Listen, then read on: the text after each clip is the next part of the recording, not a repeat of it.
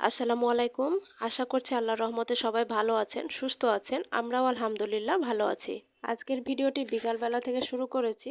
আর আজকে আরও একটি নতুন ভিডিও দেখার জন্য আপনাদের সবাইকে ওয়েলকাম জানাচ্ছি।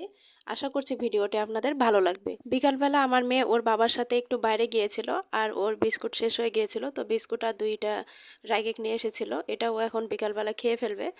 আর এই তো দোকানে গেলে এটা সেটা নেওয়ার জন্য নানা রকম বায়না তো সে করতেই থাকে। এই বায়নাটা শুধুমাত্র তার বাবার কাছেই থাকে। তার বাবার সাথে যদি নর্মালি সকালবেলা এমনিতে হাঁটতেও বের হয়, তারপরেও এই বায়নাটা করে। এটা সেটা কিনে দিতে হয় তাকে, কিন্তু আমার সাথে যদি হাঁটতে বের হয় তাহলে সে কোনো রকম কোনো বায়নাই করে না। আর এই তো আমার মেয়ে চকলেট খেয়ে এখন লেখাপড়া করতে বসে গিয়েছে। আর প্রতিটা পেজ নষ্ট করবে, এটা সেটা লিখে। আর বারবার বলবে আমাকে, আম্মা ভালো পাতা দাও, ভালো পাতা দাও। শুধু শুধু দাগ টেনে পাতাগুলো নষ্ট করে, পরে আবার আমার কাছে নতুন আরেকটা পাতা বের করে নেয়। আর মানহাকে ওর বাবা বাড়িতে রেখে এই যে একটু বাজারের দিকে গিয়েছিল বাজার করতে। কাঁচা সবজি বাজার কিছু ছিল না, তো সন্ধ্যাবেলা আমাদের জন্য নাস্তাও নিয়ে এসেছিল। এই যে সন্ধ্যাবেলা আজকে আমরা গরম গরম সিঙ্গারা খেয়ে নিচ্ছি মা মেয়ে মিলে। আগে চাইছিলাম বাজারটা গুছিয়ে নিতে, তবে মানহার বাবা বলল যে সিঙ্গারা গরম আছে, তো আগে খেয়ে নাও পরে বাজার গুছাও। তো তার জন্য মা মেয়েকে আমরা খেতে বসে গিয়েছি। এর মধ্যে একটু বলে নিচ্ছি, আজকের ভিডিওটি যদি আপনাদের ভালো লাগে তাহলে একটা লাইক দিবেন আর অবশ্যই আপনার মূল্যবান মতামত কমেন্টের মাধ্যমে জানাবেন। আর চাইলে আমার পেজটি ফলো দিয়ে আমার পাশে থেকে যেতে পারেন। নাস্তা শেষে এই যে এখন বাজারের ব্যাগটা খুলে দেখছিলাম যে কী কী নিয়ে এসেছে।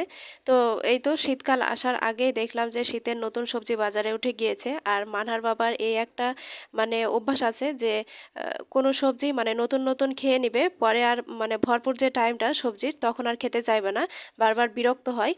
কিন্তু এখন সেই সবজিটা খুব ভালো মতোই খেয়ে নিবে। আর যখন শীত আসবে তখন এই সবজিগুলো খেতে খুব বিরক্ত বোধ করে। তো যাই হোক, এটা হলো পরের দিন সকালবেলার ভিডিও। আর সকালবেলা নাস্তা সেরে এই যে এখন রান্না করতে যাব, তো তার আগে ভাবলাম যে আজকে নতুন সবজিটাই রান্না করি। তো এখানে শিম আর আলুটা আমি কেটে নিচ্ছি, আর সেই সাথে আমার মেয়েও আমাকে হেল্প করছে। ওর তো হেল্প করা না, কাজ আরও বেশি বাড়িয়ে দেওয়া। আর সেই সাথে আমার শিমের ভিতর থেকে সব বীজগুলো নিয়ে নিচ্ছে, ওনাকে ওগুলো রান্না করবে, খেলবে।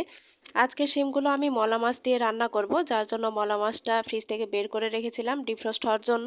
আমি যেই এলাকায় থাকি এই এলাকার মানুষজনদের দেখি যে শিম কখনোই এমনি এমনি খায় না, তবে আমাদের বাড়িতে আর কি শিম শুধুমাত্র আলু দিয়ে ভাজি খায়, আর কোনোভাবে খায় না। কিন্তু এই এলাকার মানুষজনদের দেখি যে শিম পুঁটি মাছ ছাড়া মানে খায় না, এরা পুঁটি মাছ দিয়ে বেশি খায়, তবে ঝোল রান্না করে খায়।